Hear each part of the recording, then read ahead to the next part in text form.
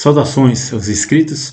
Veremos a Revolução dos Bichos hoje. Vou falar sobre esse livro aqui, essa fábula do George Orwell, aquele autor de 1984. A Revolução dos Bichos é uma fábula sobre poder.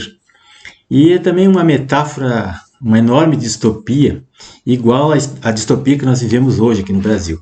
Narra a insurreição, a revolução dos animais de uma granja contra os seus donos.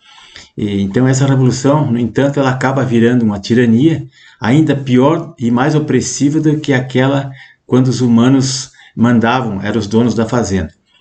Então, nós temos ainda 18 dias de liberdade aqui no Brasil e agora na virada do ano certamente vai ser tudo censurado. Eu estou saindo de uma punição do YouTube, então eu vou falar só em parábolas, só fazer essas fábulas aqui que as pessoas vão ver que é a própria realidade. Então essa obra aqui que eu falei, é a Revolução dos Bichos, escrita por George Orwell, 1945, por aí, logo após a Segunda Guerra, ela foi publicada em 45 e essa historinha aqui, ela causou um desconforto muito grande ao satirizar ferozmente a ditadura do Joseph Stalin na antiga União Soviética. Então era numa época em que os soviéticos ainda eram aliados do Ocidente contra o nazifascismo lá do Hitler, né? E as referências do livro é sobre uma ditadura comunista e são muito claras, né? Tá ali bem notório. Tem um dos personagens, que é o Porco Napoleão.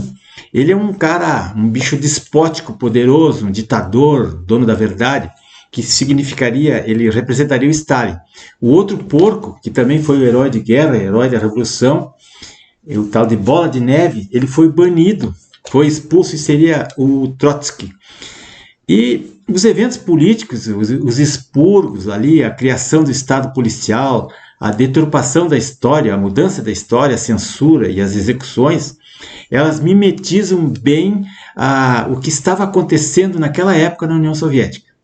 Então, com o acirramento da Guerra Fria, ali, né, começou pela década de 50 e foi adiante, muitas décadas, né, as mesmas razões que causaram constrangimento na época de sua publicação levaram a Revolução dos Bichos a ser amplamente usada aqui no Ocidente, até nos Estados Unidos, na Europa, e nas décadas seguintes, como uma arma ideológica contra o comunismo. Era uma obra anticomunista, né? Ela foi escrita em livros, filmes e história em quadrinho para as crianças lerem isso aqui. O próprio George Orwell, que ele era um adepto do comunismo e até lutou ao lado da União Soviética, ele era um inimigo de qualquer forma de manipulação política.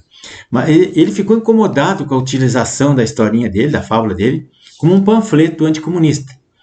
Mas depois das profundas transformações políticas que mudaram a economia do mundo, né, do planeta, nas últimas décadas, essa obra-prima ela pode ser vista sem um viés ideológico. Hoje essa obra de Orwell não tem mais aquele viés que tinha lá na década de 50. Então passamos quase 45, 70, quase 80 anos depois de escrita, ela se mantém muito atual. É uma coisa bem... Ela denota ali, ela compara as fraquezas humanas, o egoísmo, a cobiça, a corrupção, o abuso de poder, que levam os grandes projetos da revolução política, às vezes, à falência.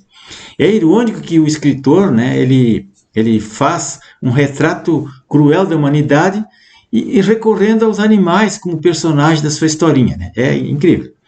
Então, a inteligência política que humaniza os bichos é a mesma política que animaliza os homens, o ser humano, né? Nas falas dos bichos, aqui os personagens, a gente nota situações muito presentes no comunismo, muito presentes nas ditaduras atuais. Então, tornando a melhor sátira já escrita na face da Terra, esse livrinho aqui. Ele é famoso por causa disso, foi a melhor sátira escrita até hoje.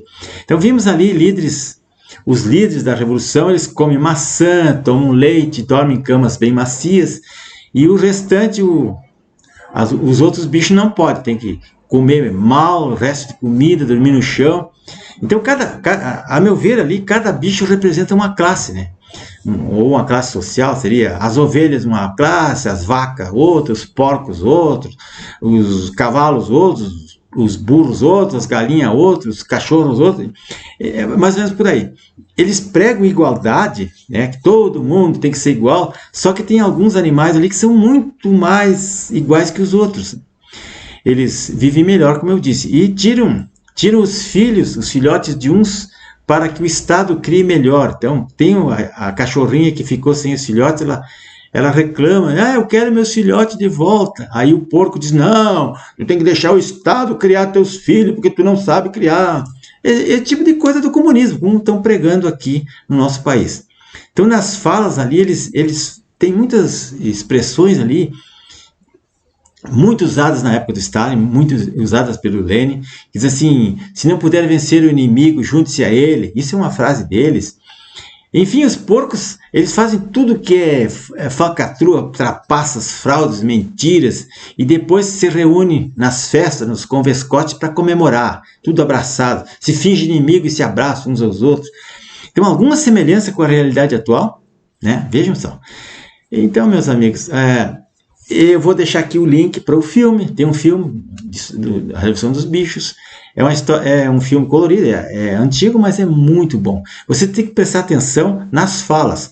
Quem não quiser ver o filme, o livro é melhor ainda, porque a pessoa consegue identificar melhor os personagens e as falas também, né? Vou deixar aqui no link. E a situação vai ser assim, pessoal. Todos os dias eu vou publicar uma fábula e vocês façam uma meditação e façam uma comparação com o que está acontecendo para ver se não é exatamente a mesma coisa. Até amanhã e obrigado, pessoal.